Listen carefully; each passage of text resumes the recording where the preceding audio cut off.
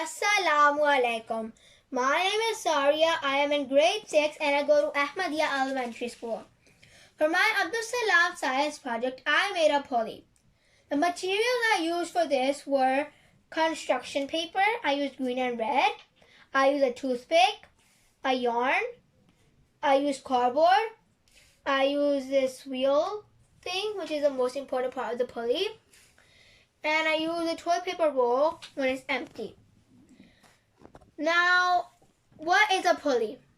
A pulley is something which has a wheel and axle. It is attached to a yarn, and the yarn leads to a bucket. And when it's going through, like when the yarn is going through, it has a wheel thing which I use. This is the part that makes a pulley go up and down. Like not up and down, but it's the one that makes the whole process complete. So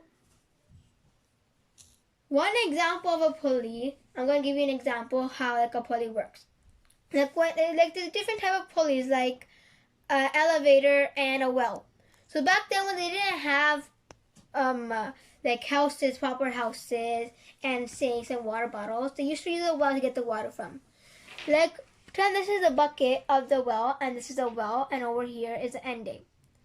So pretend this is over here. They have this wheel thing like this and they use it up to get the water. And then when they're done getting the water, they make it go back down. Okay, there we go. So, and like also another example is the elevator. We use it all the time in our daily lives. So the elevator, when we press the button of an elevator, we press the button and we make it go up like that. And we want to go back down, we press the button and it goes down like that. Because it's attached to a cable or a chain like this, which allows it to go up and down. Those are two examples of pulleys how we use in our daily life.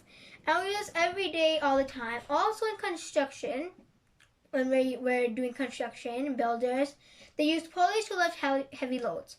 That is the main purpose of a pulley. The main purpose of a pulley is to lift heavy loads, like an elevator I explained. They lift people.